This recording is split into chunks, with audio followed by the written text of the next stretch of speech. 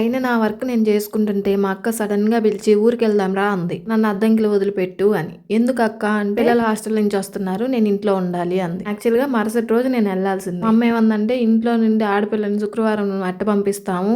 మరుసటి రోజు పోదువులే శనివారం" అంటే "లేదు శుక్రవారం పిల్లలు ఇంటికి వస్తారు. వాళ్ళు వచ్చేలోపు నేను ఇంట్లో ఉండాలి" అంటుంది. అసలు ఎవరక్క వీళ్ళంతా అంటారా? నేను అక్క అనేది మా పెద్దమ్మ కూతుర్ని. అమ్మాయికి ఈ మధ్య పెద్ద ఆపరేషన్ చేస్తే కొన్ని రోజులు మా ఇంట్లో ఉంటదని చెప్పి తీసుకొచ్చా. మా అమ్మ పోడు చేస్తుంది. "అమ్మో నా కూతురో" అని. మా పెద్దమ్మ లేదు అందుకు. ఇంకా మా అక్క పిల్లలు హాస్టల్‌లో ఉంటున్నారు కదా! సంక్రాంతికి ఇంటికి వస్తున్నారు. 10 రోజులు కూడా ఉండలా. ఇంకా అమ్మాయి బట్టలు, నేను షణ్ముఖ కోసం తీసుకున్న బట్టలు అన్నీ ప్యాక్ చేసాం. ఇదే షణ్ముఖకి పండక్కి నేను తీసుకున్న డ్రెస్. సారీ ఫేర్‌వెల్ ఫంక్షన్‌కి తీసుకున్న డ్రెస్. ఈ మధ్య ఈ డ్రెస్ బాగా ట్రెండ్ అయింది కదా! క్వాలిటీ కూడా బాగుంది, డిజైన్ బాగుంది అని చెప్పి తీసుకున్నాను. మోక్ష కలెక్షన్స్ అని ఇన్‌స్టా పేజ్ నుండి తీసుకున్నా. ఎవరికైనా కావాలంటే తీసుకోండి. వాళ్ళ పేజ్‌ని ట్యాగ్ చేస్తా. ఏది కొన్నా నాకు ఒక రీల్ వచ్చిద్ది కదా అని చెప్పి వాళ్ళయ్యే వీళ్ళయ్యే అని చెప్పి లేకుండా మొత్తం రీల్స్ తీసి పెట్టేస్తా ఉంటాను. షణ్ముఖ డ్రెస్ కూడా ఇరికించుకొని మరి వేసుకొని విషయానికి వస్తే ఫస్ట్ గ్రీన్ డ్రెస్ వేసుకున్నానా, అది మా అమ్మకి నచ్చలా ఇప్పేమంది. అందుకని మళ్ళీ ఈ డ్రెస్ వేసుకున్నా. ఈ డ్రెస్ అనుకో అసలు రోజు వేసుకున్నా ఏమందనమాట. మా అక్క వెళ్తుందని మా అమ్మ గారెలు చేసింది. ఈ రోజు టేస్ట్ భలే ఉన్నాయి. ఇదంతా గురువారం వ్యవహారం. ఇంకా మా అక్కని తీసుకొని మధ్యాహ్నం బయలుదేరిపోయా.